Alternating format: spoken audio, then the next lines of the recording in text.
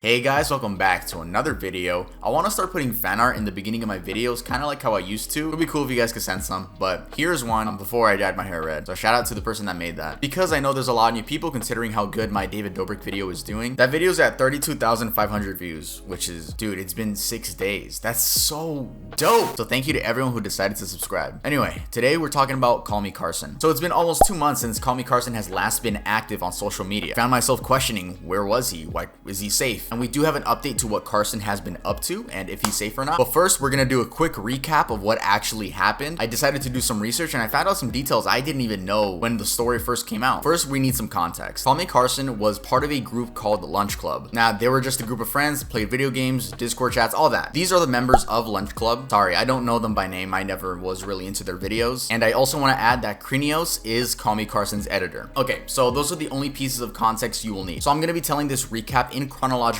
order. So let's start in early 2020, not 2021. Don't get that confused. Early 2020. CallMeCarson told the Lunch Club members that he had exchanged inappropriate pictures and he was 19 at the time and she was 17. That's where the major controversy comes from, because the exchange in pictures, if he has her on his phone, then yeah, that's illegal because that is a minor. As for the relationship, it being 2 years apart, personally, if I see a 19-year-old and a 17-year-old walking down the street holding hands, I'm not gonna, well, no, I don't care. But the problem here was that people were saying that he groomed her and he like manipulated her. We'll get to that. So around this time, Carson had also explained that he had depression and imposter syndrome. Imposter syndrome means, it mainly pertains to celebrities, but it means that you're not satisfied with your achievements and you just want to keep doing more and more and you're not recognizing what you're doing. So now that the Lunch Club members knew that Carson had been doing that, almost all of them stuck by them. I say almost all of them, you'll see why. But they stuck by him because they didn't want his mental state to decline even more. So they stuck by him just, as friends. There were even some points when Carson wanted to delete all his social media. And it was to the point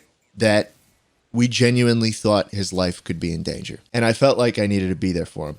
And that's why I stuck with him. So one person that really tried helping Carson, his name is Jay Schlatt. Pretty sure his fan base just calls him Schlatt for short. I'll call him Schlatt for this video. So now let's fast forward to mid to late 2020. His friends are still trying to help him get better. Then Schlatt realized that he was not improving. The way he found this out was because he spoke to Carson's roommates. I started having some conversations with some of Carson's closest friends, including his former roommates. And in my discussions with them, I heard some things that suggested that Carson wasn't improving in the areas that he should have been. He was showing signs of continuing some of his inappropriate behavior. Apparently this was happening while I was spending all this time trying to help him. And while he was saying that he was working on himself and that he was changing. And then Lunch Club ended up breaking up on November 11th, 2020. Then on January 4th, 2021, Drama Alert uploaded a video titled CallMeCarson Serious Allegations. In this video, 2 Lunch Club members came out talking against CallMeCarson, that being Travis and Noah. And they explained everything I explained so far, but with a lot more detail. So at this point, CallMeCarson is trending on Twitter and is declared canceled by Twitter. So then the girl that he apparently DM'd made a tweet, and that tweet said, "I can personally come out and say that I've been groomed by Carson.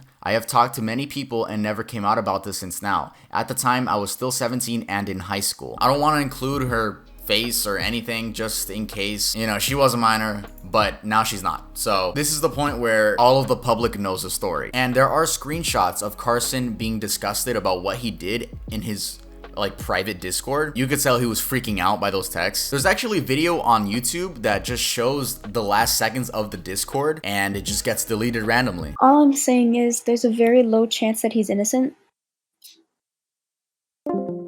In a tweet I referred to earlier by Slimesicle, he actually says that he reported Carson to the police in early 2020. Way back when, before the public even knew about this, Carson was reported to the police. Kind of weird. When I first heard that, I was like, bro, that was supposed to be your buddy. But I get it. He did something illegal. Don't you think that something would have been happened if it was reported in early 2020? Like, shouldn't he be locked up? He was thriving throughout all of 2020. Kind of odd. And I'm not discrediting the girl that came out at all. I'm just saying for the police to not have done anything, even though they were called in, is pretty weird to me. All right, that's all we have so far. All the information.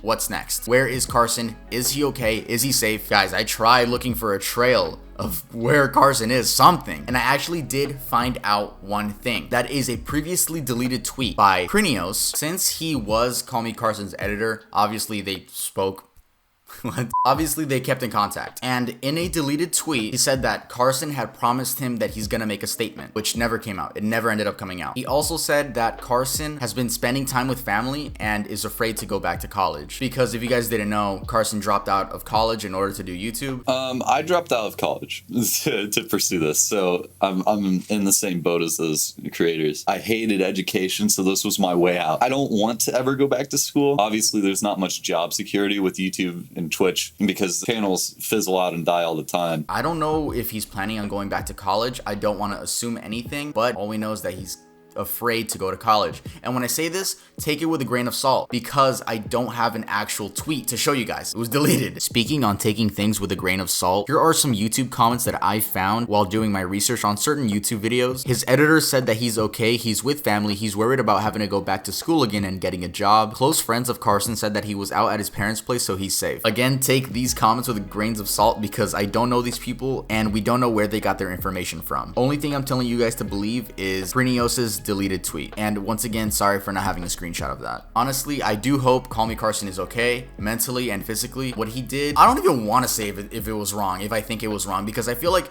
if I say my opinion on it, I'm gonna get attacked for anything I say. I'm gonna try to word it as safe as I can. I feel like if you are a celebrity or an internet celebrity, you should always watch out of the ages of people that you DM. And I know that's kind of weird, but it also makes sense because I'm 18.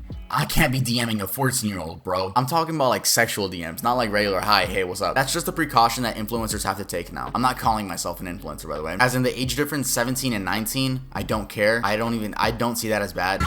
Going back to what I said about the legality of it, it's illegal, but if he did have her pictures on his phone, that is legitimate illegal. You could get locked up for that because we know what that means. It's a weird time frame, especially if you're in a relationship. Let's say you got a girlfriend, it's senior year of high school, you're both 17 years old, y'all be sending pictures to each other, one of you turns 18 first. Is that illegal? Well, systematically it is.